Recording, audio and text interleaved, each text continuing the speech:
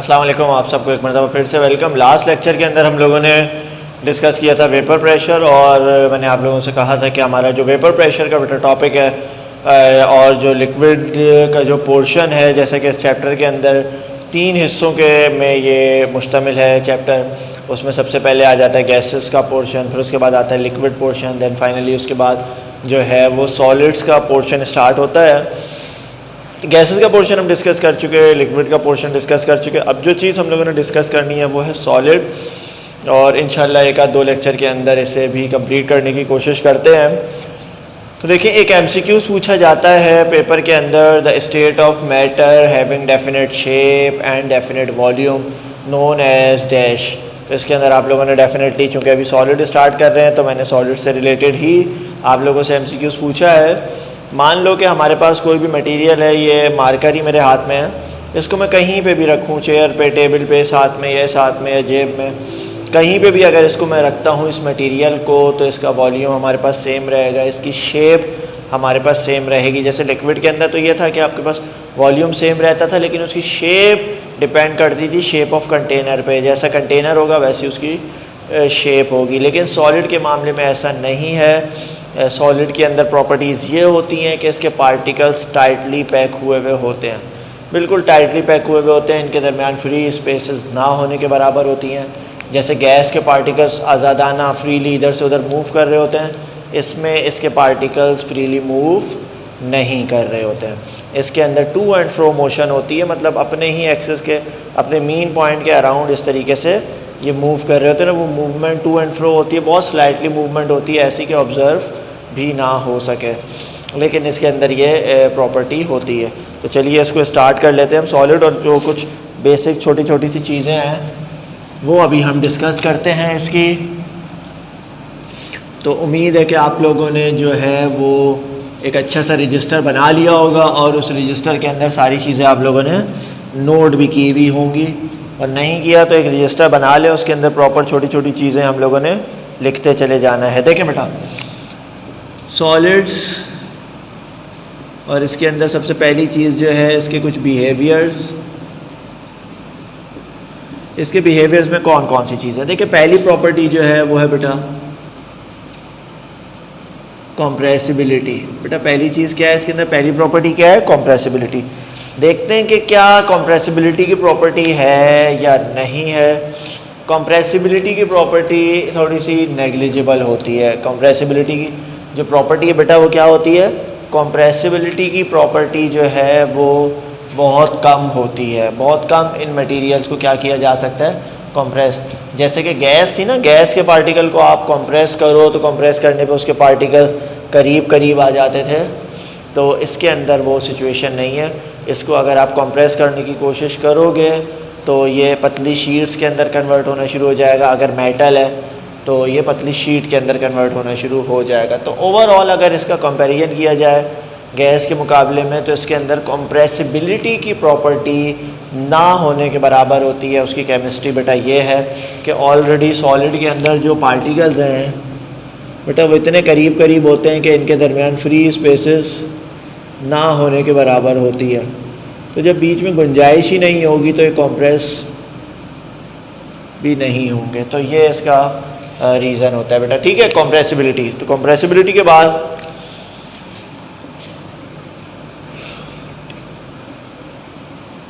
ठीक है बेटा, तो कंप्रेसिबिलिटी के बाद जो नेक्स्ट हमारे पास इसकी प्रॉपर्टी है वो है डिफॉर्मिटी।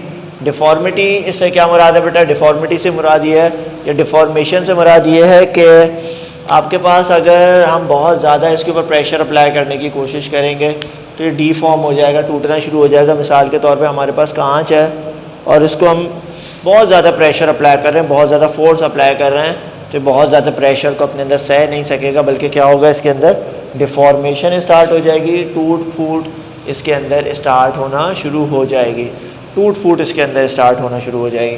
बेटा एक प्रॉपर्टी इसके अंदर होती है melting.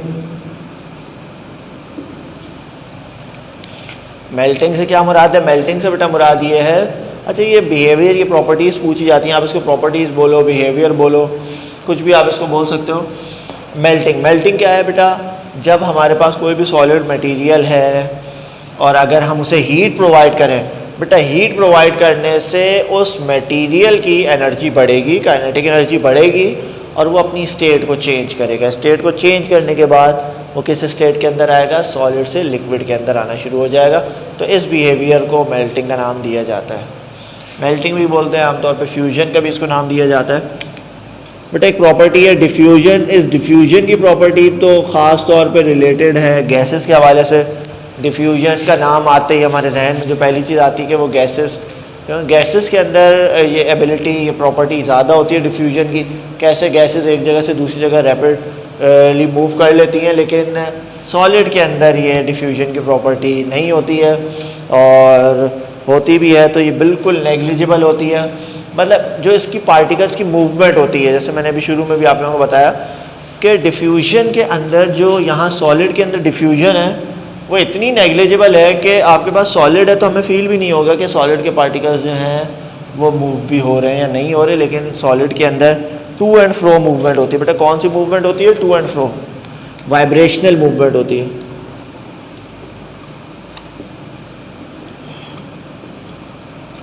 To and fro movement होती है, बहुत मामूली पार्टिकल्स की इसके अंदर मूवमेंट होती है। अब आप उस मूवमेंट को डिफ्यूजन का नाम दे दो, बिल्कुल नेग्लिजिबल ये डिफ्यूजन की इसके अंदर प्रॉपर्टी होती है। बेटा एक और सबसे काम की प्रॉपर्टी जिसे बोला जाता है सब्लिमेशन। देखो सब्लिमेशन एक ऐसा फिनोमेना है कि जिसके अंदर सॉलिड डायरेक्टली किस में कन्वर्ट हो रहा है। ये मैंने शॉर्ट फॉर्म में लिखा है, आप इसको देखोगे आपको समझ आ जाएगी। सॉलिड बेटा डायरेक्टली किस में कन्वर्ट हो रहा होगा? गैस के अंदर कन्वर्ट हो रहा होगा। अगर सॉलिड डायरेक्टली कन्वर्ट हो रहा है गैस के अंदर, क्योंकि ये वो सॉलिड्स होते हैं कि जिनके दरमियान इंटरमॉलिक्यूलर फोर्सेस ऑफ अट्रैक्शन बहुत ज़्यादा स्ट्रॉन्ग नहीं होती, तो वो डायरेक्टली सॉलिड से किस में कन्वर्ट हो जाते हैं? वो कन्वर्ट होते हैं गैस में कन्वर्ट हो जाते हैं। उन तमाम मटेरियल्स को नाम दिया जाता है सब्लाइम्स। उन तमाम मटेरियल्स को क्या बोलते हैं बेटा? सब्लाइम्स। और इस फिनोमेना, इस कन्वर्जन को, उस सब्लाइम के कन्वर्ट होने को गैस में नाम दिया जाता है सब्लिमेशन। इसकी एग्जांपल आपको मैं दे दूं, कैम्फर, काफूर होता है ना बेटा, जब काफूर नाम सुना होगा आप लोगों ने, किसी का इंतकाल वगैरह भी हो जाता है तो छिड़कने के लिए इस्तेमाल किया जाता है काफूर। और भी काफ़ी सारे इसके यूजेस हैं। आयोडीन है बेटा, आयोडीन आप लोगों ने, आयोडीन भी जो है वो एक आपके पास सब्लाइम है। ये तमाम सब्लाइम्स में लिख रहा हूँ। अच्छा, इसी के साथ साथ आपके पास ड्राई आइस है। ड्राई आइस होती है बेटा CO2 ड्राई आइस। ये जो वॉल्स वाले, यमी वाले जो साइकिल के ऊपर बास्केट लेके घूम रहे होते हैं और उसके अंदर आइसक्रीम्स वगैरह भी रखी होती हैं, तो उसके अंदर जो बर्फ़ होती है वो पानी वाली नहीं होती, वो बेसिकली ड्राई आइस होती है। वो लिक्विड में कन्वर्ट नहीं होती। पानी वाली बर्फ़ तो ये होती है ना कि वो लिक्विड में कन्वर्ट होगी, सारी आइसक्रीम्स जो है वो पिघल जाएगी, लेकिन ये ड्राई आइस होती है, लिक्विड में नहीं आती, ये गैस में डायरेक्टली कन्वर्ट हो जाती है। तो ये CO2 इसका फार्मूला है। Camphor, iodine, dry ice, naphthalene है। तो बहुत सारी चीज़ें इसके अंदर हुआ करती हैं। ये कुछ फिनोमेनाज हैं, कुछ चीज़ें हैं जो मैं चाह रहा था कि आप लोगों से डिस्कस करूं सॉलिड की। तो सॉलिड का टॉपिक बाकायदा स्टार्ट करने से पहले कुछ बिहेवियर्स ये आपको पता होने चाहिए। कंप्रेसिबिलिटी पता हो, डिफॉर्मिटी पता हो, मेल्टिंग पता हो, डिफ्यूजन पता हो, सब्लिमेशन क्या है बेटा। इन सारी चीज़ों में सब्लिमेशन थोड़ा इम्पॉर्टेंट है। इसके ऊपर एक डबल स्टार, 3 स्टार बना लिएगा। हो सकता है कि सब्लिमेशन की डेफिनेशन आपसे पूछ लें, या which one of the following is sublime. Sublime कौन सा है? 4 ऑप्शन दिए होंगे, उनमें से कोई एक होगा। What is the formula of dry ice? नहीं पता होता आमतौर पर बच्चों को, तो ये भी आप लोगों ने जहन में रखना है। Formula of dry ice is CO2। Formula of dry ice is CO2।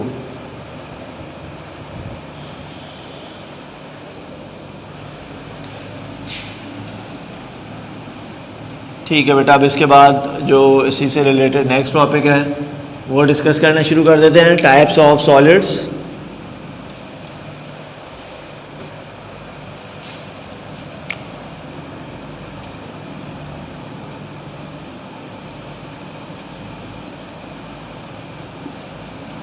मतलब टाइप्स ऑफ सॉलिड्स में 2 चीज़ें हमारे पास,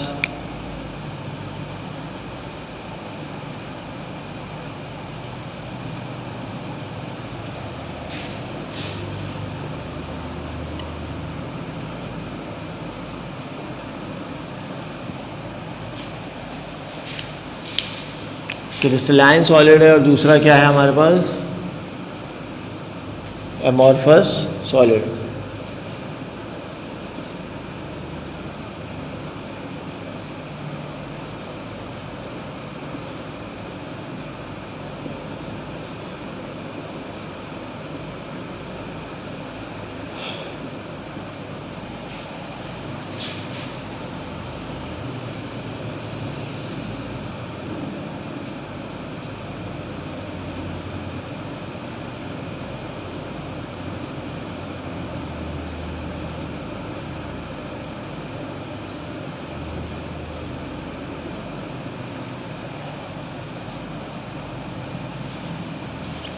देखें अब हमारे पास क्या चीज़ है यहाँ पे, अब हमारे पास है ये एक क्रिस्टलाइन क्वार्ट्ज है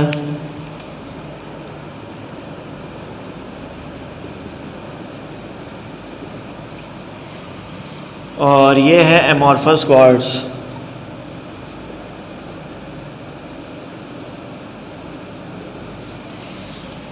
देखिए क्रिस्टलाइन क्वार्ट्ज क्या होता है, एमॉर्फस क्वार्ट्ज क्या होता है। क्रिस्टलाइन और एमॉर्फस है क्या चीज़, ऐसे तमाम सॉलिड्स जिसके अंदर डेफिनेट स्ट्रक्चर हो, जिसके अंदर क्या हो बेटा, डेफिनेट स्ट्रक्चर हो, जिसका डेफिनेट स्ट्रक्चर हो वो क्रिस्टलाइन सॉलिड कहलाता है। जिसके पार्टिकल्स अगर करोड़ों पार्टिकल्स भी हैं और उनका अगर आप जायज़ा लोगे तो तमाम के तमाम पार्टिकल्स का जो स्ट्रक्चर है वो सेम होगा। इतना बड़ा स्ट्रक्चर है, इसमें जो एक सेल होता है इसे नाम दिया जाता है यूनिट सेल। क्या नाम देते हैं बेटा इसको, यूनिट सेल का नाम दिया जाता है। ये यूनिट सेल मिलते हैं आपस में और एक बड़ा सा स्ट्रक्चर बन जाता है और ये मुख्तलिफ एक्सेस के ऊपर फैला हुआ होता है। 3 डायमेंशनल के ऊपर ये फैला हुआ होता है crystal, X axis Y Z axis के ऊपर ये फैला हुआ होता है। तो इस 3 डायमेंशनल एरे को आप नाम देते हो क्रिस्टल का या क्रिस्टल लैटिस का नाम दिया जाता है। तो क्रिस्टलाइन सॉलिड्स ऐसे तमाम सॉलिड्स होते हैं जिसमें पार्टिकल्स का एक डेफिनेट स्ट्रक्चर होता है और एमॉर्फस सॉलिड्स ऐसे तमाम सॉलिड्स होते हैं जिसके पार्टिकल्स का डेफिनेट स्ट्रक्चर नहीं होता है। तो एक पॉइंट इसके अंदर हम ज्योमेट्री भी लिख सकते हैं, इसमें डिफरेंसेस पूछा जाता है तो आप ज्योमेट्री का एक पॉइंट बना के लिख सकते हो कि इसकी ज्योमेट्री जो है वो सेम होती है, इसकी डिफरेंट ज्योमेट्री होती है पार्टिकल्स की। एक पार्टिकल मशरिक में जा रहा है, दूसरा मगरिब में जा रहा है, तो इसके अंदर आप कोई भी पार्टिकल उठा के देख लो, तमाम की तमाम प्रॉपर्टीज़ उसकी क्या होंगी, सिमिलर होंगी। जो स्ट्रक्चर इसका है वही स्ट्रक्चर। क्वार्ट्ज का नाम आप लोगों ने घड़ियों के गिलास के ऊपर लिखा हुआ देखा होगा, तो अच्छी क्वालिटी का जो गिलास होता है उस पर लिखा होता है क्वार्ट्ज लिखा होता है। वो आपके पास सिलिकेट है, बेसिकली सिलिका की ही एक फॉर्म है और वो गिलास अक्सर रिस्ट वॉच के ऊपर या फिर जो वॉल क्लॉक होती है उसके गिलास के ऊपर लिखा हुआ आपको नज़र आएगा। क्वार्ट्ज आप देखोगे याद आ जाएगा। तो उस मटेरियल में ये क्वार्ट्ज इस्तेमाल किया जाता है।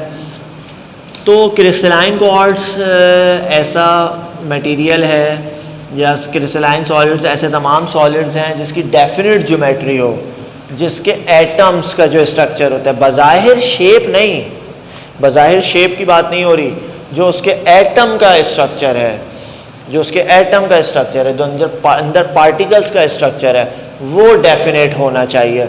अगर तो वो डेफिनेट है तो क्रिस्टलाइन सॉलिड है, अगर वो डेफिनेट नहीं है तो बेटा वो क्या है, एमॉर्फस सॉलिड का उसे नाम दिया जाता है। अच्छा, इसमें मेल्टिंग और बॉइलिंग पॉइंट का एक पॉइंट लिखा जा सकता है, मेल्टिंग एंड बॉइलिंग पॉइंट। इसका sharp melting and boiling point होता है,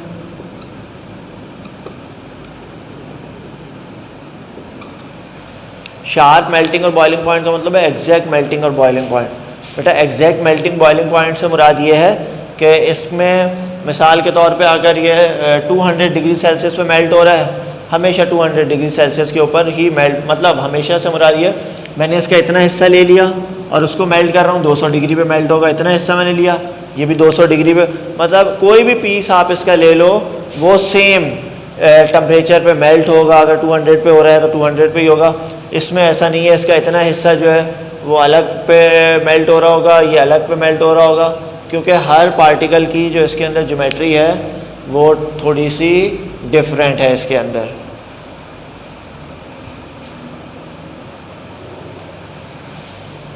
तो इसके अंदर बेटा शार्प मेल्टिंग बॉइलिंग पॉइंट है और इसके अंदर शार्प मेल्टिंग और बॉइलिंग पॉइंट नहीं होता है एमॉर्फस के अंदर। तो types of solid, there are two types of solids, crystalline solid. ये स्ट्रक्चर के हिसाब से हम बात कर रहे हैं, स्ट्रक्चर के हिसाब से एक क्रिस्टलाइन है, एक एमॉर्फस है। क्रिस्टल का डेफिनेट स्ट्रक्चर है, एमॉर्फस का डेफिनेट स्ट्रक्चर नहीं है। इसका डेफिनेट एक शार्प मेल्टिंग बॉइलिंग पॉइंट है, इसका शार्प मेल्टिंग और बॉइलिंग पॉइंट नहीं है। अगली चीज़ है क्लेवेज एंड क्लेवेज प्लेन।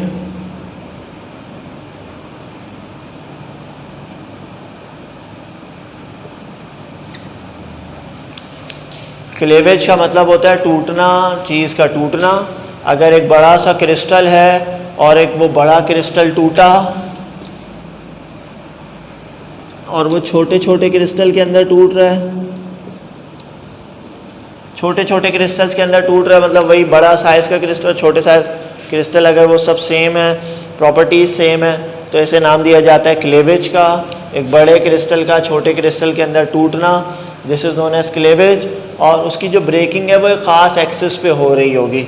जो ब्रेकिंग होती है एक बड़े क्रिस्टल की वो ख़ास एक्सिस पे हो रही होती है, तो उस एक्सिस को नाम दिया जाता है या उस प्लेन को नाम दिया जाता है। जैसे एक्स प्लेन होता है, वाई प्लेन है, जेड प्लेन है, उस एक्सिस पे जिसके ऊपर वो क्लेवेज हो रहा है उसे बोला जाएगा क्लेवेज प्लेन का नाम दिया जाता है। जबकि एमॉर्फस के अंदर कोई आपके पास डेफिनेट क्लेवेज नहीं होता है, इसके अंदर क्लेवेज की प्रॉपर्टी और क्लेवेज प्लेन की प्रॉपर्टी नहीं है, क्योंकि वो पहले से ही किसी एक्सिस के ऊपर है ही नहीं। एक पार्टिकल उसका अलग डायमेंशंस का है, दूसरा अलग है, तो इस वजह से इसके अंदर क्लेवेज और क्लेवेज प्लेन का जो कॉन्सेप्ट है वो नहीं है। इसके अंदर क्लेवेज और क्लेवेज प्लेन दोनों होते हैं। तो बेटा क्या क्या चीज़ें हम डिस्कस की हैं, इसके अंदर हम लोगों ने डिस्कशन की है ज्योमेट्री की। ज्योमेट्री के बाद मेल्टिंग बॉइलिंग पॉइंट है, मेल्टिंग बॉइलिंग पॉइंट के बाद क्लेवेज है, क्लेवेज प्लेन है, फिर इसके बाद एनाइसोट्रॉपिक और आइसोट्रॉपिक।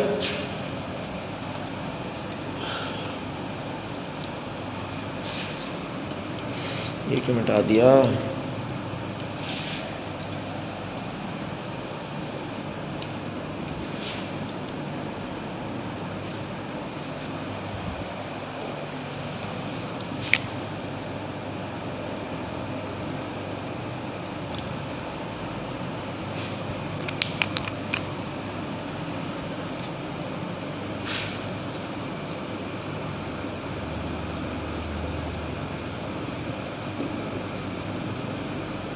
बेटा एक प्रॉपर्टी है एन आइसोट्रॉपिक इन नेचर और आइसोट्रॉपी, आइसोटोपी लिख दिया आइसोटोपी नहीं, आइसोट्रॉपी। तो एक एन आइसोट्रॉपी है, एक आइसोट्रॉपी है। तो ये प्रॉपर्टी है क्या? बेसिकली देखो कुछ प्रॉपर्टीज़ होती हैं जैसे थर्मल कंडक्टिविटी, इलेक्ट्रिकल कंडक्टिविटी है, जैसे कंडक्टिविटी है, इलेक्ट्रिकल कंडक्टिविटी, और साथ में यार रिफ्रैक्टिव इंडेक्स का नाम सुना होगा, रिफ्रैक्टिव इंडेक्स जो मैट्रिक क्लास के अंदर आप लोगों ने डिस्कस किया था, वो साइन एंगल आई और एंगल आर का जो रेशियो होता है रिफ्रैक्टिव इंडेक्स बोला जाता है। भाई कुछ फिजिकल जो प्रॉपर्टीज़ हैं आपको, रिफ्रैक्टिव इंडेक्स है, इलेक्ट्रिकल कंडक्टिविटी है ये प्रॉपर्टी चेंज हो जाती है अगर आप उस मटेरियल की डायरेक्शन को चेंज कर दो। अगर मटेरियल की डायरेक्शन अगर ऐसे रखा हुआ है रिफ्रैक्टिव इंडेक्स अलग है, ऐसे रखा होगा रिफ्रैक्टिव इंडेक्स अलग हो जाएगा, ऐसे रखा हुआ है थर्मल कंडक्टिविटी अलग हो सकती है, इस तरह से रखोगे थर्मल कंडक्टिविटी अलग हो सकती है। थर्मल कंडक्टिविटी से मुराद ये इलेक्ट्रिकल कंडक्टिविटी की जो बात मैं कर रहा हूँ। तो जो आपके पास क्रिस्टलाइन सॉलिड्स होते हैं ये होते हैं an isotropic in nature, an isotropic in nature, an isotropic nature के होते हैं। जब इनकी डायरेक्शन को चेंज किया जाता है तो बेटा डायरेक्शन को चेंज करने पे गला भी मेरा ख़राब होना शुरू। जब इनकी डायरेक्शन को बेटा चेंज करते हैं ना, तो डायरेक्शन को चेंज करने से ही अपनी प्रॉपर्टीज़ को भी क्या कर लेते हैं, चेंज कर लेते हैं। इसकी एग्जांपल मैं आप लोगों को एक देता हूँ, आप लोगों को शायद एक चीज़ समझ आ जाए। बेटा ये आपके पास स्ट्रक्चर है ग्रेफाइट का, ये हेक्सागोनल स्ट्रक्चर होता है। क्या कैसा होता है बेटा? हेक्सागोनल स्ट्रक्चर होता है, इसमें ये आपस में ऐसे जुड़े हुए होते हैं, ऐसे ऐसे ऐसे ऐसे ऐसे लेयर्स की सूरत में होता है, लेयर्स ऐसे बारिश हो रही होती है ऊपर से नीचे की, ठीक है, इस तरीके से बारिश हो रही होती है, लेयर्स होती हैं। एक लेयर है, दूसरी लेयर है, तीसरी लेयर है, ऐसे ऐसे लेयर्स की सूरत में होता है। अब इसके अंदर मौजूद होता है free electron, free electron, free electron, free electron, free electron. अब वो फ्री इलेक्ट्रॉन अपनी लेयर के अंदर तो मूव कर लेंगे, मतलब इस डायरेक्शन में तो ये कंडक्टर है, लेकिन इस डायरेक्शन में क्या है, इंसुलेटर। इस डायरेक्शन में क्या है, इंसुलेटर। तो इस डायरेक्शन में कंडक्टर है, इस डायरेक्शन में इंसुलेटर है। अब अगर मैं इसकी डायरेक्शन को इस तरह से कर दूं तो अब ये इस डायरेक्शन में बन जाएगा इंसुलेटर, इस डायरेक्शन में बन जाएगा कंडक्टर। मतलब जो अपनी लेयर के अंदर, भाई एक लेयर है ना, मिसाल के तौर पे एक तार ये है, दूसरी तार ये जा रही है, तीसरी तार ये जा रही है। अब करंट पास करेगा तो इस तार के अंदर ही से करेगा, ऐसे हवा में थोड़ी वो जो है वो इलेक्ट्रिक करंट पास करेगा। यहाँ पे भी लेयर्स की वजह से आपस में बाउंड हुआ होता है, तो अपनी लेयर के अंदर से तो वो इलेक्ट्रॉन होते हैं, तो इलेक्ट्रिकल कंडक्टिविटी होती है। बाकी वर्टिकल में ऐसे इस एक्सिस के ऊपर ये इंसुलेटर है, लेकिन अगर इस मटेरियल को पकड़ के मैं घुमा दूँ 90 डिग्री पे, तो अब इस डायरेक्शन में इंसुलेटर बन जाएगा, इस डायरेक्शन में क्या बन जाएगा, कंडक्टर। तो एन आइसोट्रॉपिक इन नेचर है। एन आइसोट्रॉपिक इन नेचर से मुराद ये है कि अगर इनकी आप डायरेक्शन को चेंज करो तो डायरेक्शन को चेंज करने पे इसकी प्रॉपर्टी भी चेंज हो जाती है, और ये आपके पास ये आइसोट्रॉपिक नेचर का होता है। इसकी प्रॉपर्टी जैसी हैं वैसे के वैसी रहेंगी। कंडक्टर है तो कंडक्टर ही रहेगा, इंसुलेटर है तो इंसुलेटर ही रहेगा। तो ये कुछ प्रॉपर्टी है। एक आपके पास इसके अंदर प्रॉपर्टी सिमेट्री के नाम से भी है, ठीक है बेटा। एक प्रॉपर्टी इसके अंदर किस नाम से भी है, सिमेट्री। यहीं पे लिख देता हूँ,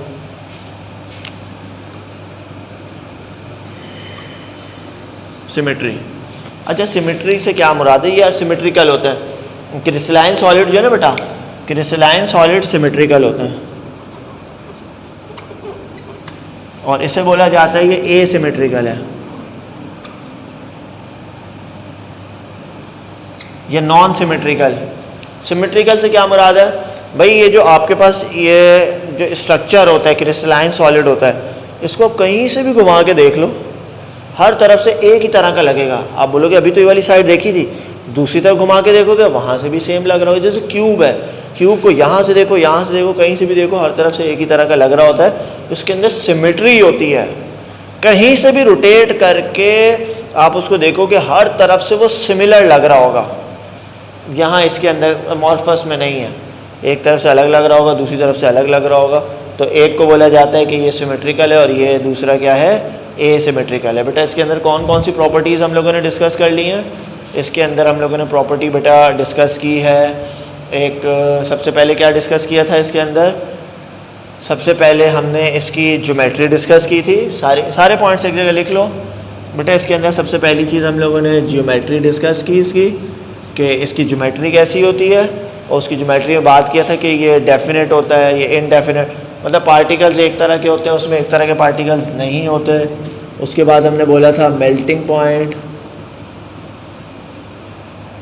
एंड बॉइलिंग पॉइंट। इसका मेल्टिंग बॉइलिंग पॉइंट शार्प होता है, उसमें कोई अता पता नहीं होता। मेल्टिंग बॉइलिंग का उसमें रेंज दी हुई होती है, अलग होता है, डिफरेंट होता है मेल्टिंग बॉइलिंग पॉइंट। अच्छा, फिर हमने क्या चीज़ डिस्कस की थी बेटा? क्या डिस्कस किया था उसके बाद हम लोगों ने? ठीक, शाबाश, cleavage and cleavage plane. Cleavage and cleavage मतलब ये एक पर्टिकुलर एक्सिस के ऊपर ये टूटता है, और इसमें तोड़ फोड़ भी होती है। तो बड़ा क्रिस्टल टूटेगा तो वो छोटे छोटे क्रिस्टल्स के अंदर टूटेगा, और उनके तमाम पैरामीटर्स जो उनकी डायमेंशंस हैं वो सेम होंगी। और उसके बाद फिर एन आइसोट्रॉपी एंड आइसोट्रॉपी के नाम से मतलब कुछ फिज़िकल फिनोमेना, कुछ फिज़िकल प्रॉपर्टीज़ हैं जो चेंज हो जाती हैं अगर आप इसकी डायरेक्शन को चेंज करोगे क्रिस्टलाइन। और ये अमॉर्फस है, कुछ डेफिनेट इसके अंदर डेफिनेट स्ट्रक्चर नहीं होता, और उसके अंदर जो क्लेवेज और क्लेवेज प्लेन है वो भी नहीं होता। और जो एनाइसोट्रॉपिक की प्रॉपर्टी है वो उसके अंदर नहीं होती है। सिंपली ये होता है कि जो इसकी प्रॉपर्टी है वो प्रॉपर्टी वही रहेगी। फिर उसके बाद हम लोगों ने एनाइसोट्रॉपिक के बाद सिमेट्री वाली एक चीज़ पढ़ी है कि ये सिमेट्रिकल होता है बेटा, वो एसिमेट्रिकल होता है। अगर किसी भी सब्सटेंस से पहले ए लग जाए ना इस तरह से, ए सिमेट्रिकल, ए, तो वो ए का मतलब है कि नॉन, आप नॉन सिमेट्रिकल भी लिख सकते हो। भाई ये कुछ पॉइंट्स हैं, ये पॉइंट्स अगर याद करके चले जाओ तो डिफरेंस आता है पेपर के अंदर। डिफ्रेंशिएट बिटवीन, मुझे याद पड़ रहा है कि 2 तीन डिफरेंस तो बहुत ज़्यादा पूछे जाते हैं, उनमें से एक ये है। अभी आगे चैप्टर्स में से भी कुछ चीज़ें आएंगी, लेकिन ये क्रिस्टलाइन सॉलिड और अमॉर्फस सॉलिड का डिफरेंस लाजमी पास पेपर भरा हुआ है। जब मैं डिफरेंस देख रहा होता हूँ, डिफरेंस करवा भी रहा होता हूँ, तो पास पेपर हम लोग भी खुद भी देख रहे होते हैं, तो क्रिस्टलाइन और अमॉर्फस तो बहुत ज़्यादा नज़र आ रहा होता है। अब पढ़ लो एक एक नज़र सारी चीज़ें, लेकिन कोई 3 पॉइंट्स ये इसमें एनआइसोट्रॉपी याद रखो। एमसीक्यूज़ में पूछा जाता है कि अगर पार्टिकल की डायरेक्शन, अगर सब्सटेंस की डायरेक्शन को चेंज कर दो तो उसकी प्रॉपर्टी भी चेंज हो जाती है। इस प्रॉपर्टी को क्या बोला जाता है? इस प्रॉपर्टी को बोला जाता है एनआइसोट्रॉपी। एमसीक्यूज़ याद रखो, जब हम एक एक टॉपिक पढ़ा रहे होते हैं तो हमें सारी चीज़ याद आ रही होती है कि ये आया हुआ है एमसीक्यूज़, ये आया हुआ है, ये आया हुआ है, ये तो हाथ के हाथ इसमें लिख लिया करो कि ये एमसीक्यूज़ है, ये इंपॉर्टेंट चीज़ है। इंपॉर्टेंट भाई एक नंबर का एमसीक्यूज़ है, उसको पक्का करते चले जाओ। लिख लो कॉपी के टॉप के ऊपर कि ये एमसीक्यूज़ बनता है यहाँ से। डिफरेंस लाजमी याद करो, कोई 3 पॉइंट तो एटलीस्ट रटे हुए होने चाहिए, इसके 3 पॉइंट्स तो कोई रटे हुए होने चाहिए। सारे कर लोगे तो बहुत अच्छी बात है। तो ये सॉलिड का सबसे इंपॉर्टेंट टॉपिक। अब और भी इसके अंदर इंपॉर्टेंट टॉपिक हैं, लेकिन सारे टॉपिक एक ही लेक्चर के अंदर तो नहीं ख़त्म करने, नेक्स्ट लेक्चर के अंदर उसे भी रिकॉर्ड करते हैं। तब तक के लिए अल्लाह हाफिज़।